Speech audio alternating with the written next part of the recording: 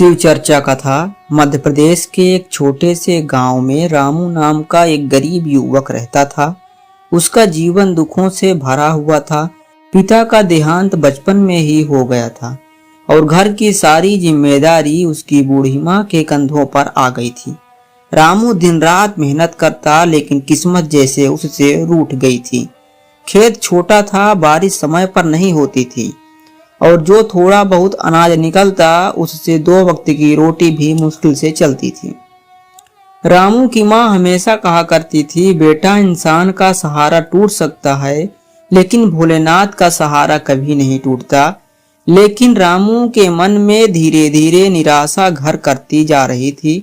गांव के लोग उसका मजाक उड़ाते। कोई कहता तेरी किस्मत में गरीबी ही लिखी है, कोई कहता तू चाहे जितनी मेहनत कर ले कुछ नहीं बदलने वाला है। इन बातों ने रामू को अंदर से तोड़ दिया था। एक दिन गांव के मंदिर में शिव चर्चा हो रही थी। दूर दूर से लोग कथा सुनने आए थे।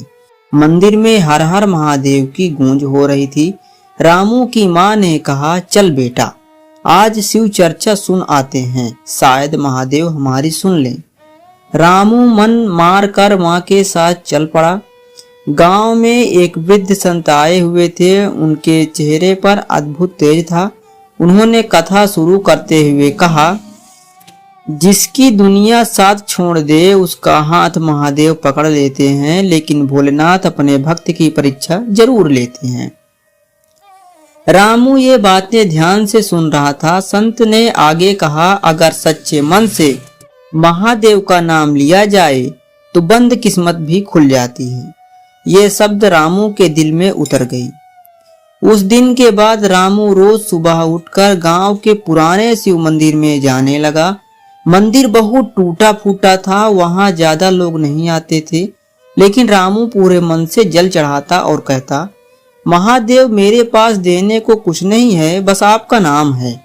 धीरे धीरे उसकी भक्ति बढ़ने लगी। चाहे घर में खाना हो या ना हो, वह शिवलिंग पर जल जरूर चढ़ाता। एक दिन उसकी माँ बहुत बीमार पड़ गई। घर में दवा के पैसे नहीं थे। रामू गांव के साहूकार के पास गया, लेकिन उसने मदद करने से मना कर दिया। रामू टूट गया। रात को वह मंदिर गया और शिवलिंग के सामने बैठकर रोने लगा, भोलेनाथ अगर आप सच में हो तो मेरी माँ को बचा लो, मैं हार गया हूँ महादेव। रोते रोते वहीं उसकी आंख लग गई। तभी उसे सपने में एक दिव्य प्रकाश दिखाई दिया। उस प्रकाश के बीच एक विशाल शिवलिंग दिखाई दिया और एक आवाज आई, डर मत मेरे बच्चे, कल सूर्योदय के बाद तेरी किस्मत बदल जाएगी। रामू अचानक उठ गया। मंदिर में गहरी शांति थी। उसने सोचा शायद यह सिर्फ सपना था। सुबह वह घर लौटा तो देखा कि उसकी माँ की तबीयत पहले से थोड़ी ठीक थी। तभी गांव में खबर फैली कि शहर से एक बड़ा व्यापारी आया है, जिसे अपने गोदाम के लिए मेहनती आदमी चाहिए। रामू तुरंत वहां पहुंचा। व्यापारी ने उसे देखा और कहा, क्या तुम मेहनत कर सकते हो? रामू बोला, साहब मैं दिन रात मेहनत कर सकता हूँ। व्यापारी ने उसे काम पर रख लिया। रामू पूरी ईमानदारी से काम करने लगा। बाकी लोग काम चोरी करते थे, लेकिन रामू हर काम मन लगाकर करता था। धीरे धीरे व्यापारी उस पर भरोसा करने लगा। एक दिन व्यापारी ने कहा, रामू मैं कई सालों से लोगों को देख रहा हूँ, लेकिन तुम्हारे जैसा ईमानदार इंसान नहीं मिला। कुछ महीनों बाद व्यापारी ने रामू को गोदाम की जिम्मेदारी दे दी। अब उसकी कमाई बढ़ने लगी, घर की हालात सुधरने लगी, माँ का इलाज होने लगा। लेकिन कहानी यहीं खत्म नहीं हुई। एक रात व्यापारी के गोदाम में आग लग गई। सभी लोग भाग गए। अंदर लाखों का सामान था। रामू ने अपनी जान की परवाह किए बिना गोदाम का दरवाजा खोला और सामान बचाने लगा। लोग चिल्ला रहे थे, रामू बाहर आ जाओ, जान चली जाएगी। लेकिन रामू के मुंह पर सिर्फ एक नाम था, हर हर महादेव। अचानक तेज बारिश शुरू हो गई। आग धीरे धीरे बुझने लगी। गांव वाले हैरान थे। मौसम साफ था, फिर अचानक इतनी तेज बारिश हो गई। व्यापारी की आंखों में आंसू आ गए। उसने कहा, आज तुम्हारे भगवान ने मेरा सब कुछ बचा लिया। उस दिन के बाद व्यापारी ने रामू को अपना साझेदार बना लिया।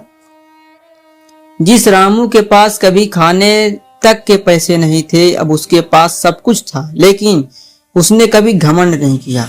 वह रोज सुबह मंदिर जाता और कहता, महादेव ये सब आपकी कृपा है। धीरे धीरे गांव के लोग भी बदलने लगे। जो लोग उसका मजाक उड़ाते थे वही अब उससे सलाह लेने लगे।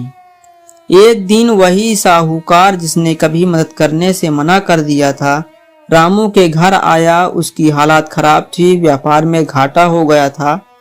वह रोते हुए बोला, रामू मेरी मदद कर दो। रामू मुस्कुराया और बोला, चिंता मत करो काका, महादेव सब ठीक करेंगे। उसने साहूकार की मदद की। गांव वाले हैरान थे कि उसने इतना अपमान सहा, वही आज दूसरों की मदद कर सक रहा है।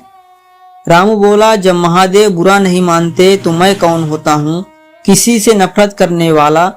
उसकी बातें सुनकर सबकी आंखों में नम हो गई। कुछ समय बाद रामू ने गांव के उसी टूटे हुए शिव मंदिर का जीर्णोद्धार करवाया। नया मंदिर बनवाया गया। दूर दूर से लोग वहां दर्शन करने आने लगे। मंदिर के उद्घाटन वाले दिन एक बड़े संत आए। उन्होंने रामू को देखकर कहा, बेटा याद है मैंने क्या कहा था, महादेव अपने भक्त की परीक्षा जरूर लेते हैं।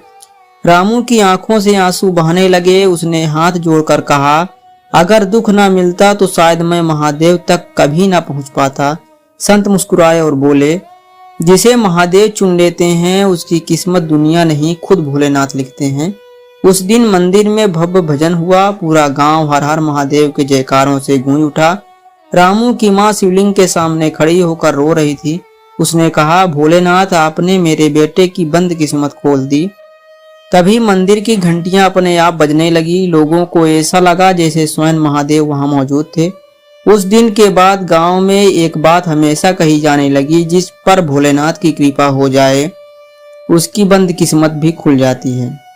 इस कथा से हमें यह सीख मिलती है कि जीवन में कितना भी दुख क्यों ना आए, भगवान पर विश्वास कभी नहीं छोड़ना चाहिए। शिव भक्ति सच्चे मन से की जाए तो महादेव अपने भक्त की हर परेशानी दूर कर देते हैं। धन दौलत और ताकत से बड़ी चीज सच्ची भक्ति और विश्वास। जो इंसान धैर्य रखता है और मेहनत के साथ भगवान का नाम लेता है उसकी किस्मत एक दिन जरूर बदलती है। हर हर महादेव।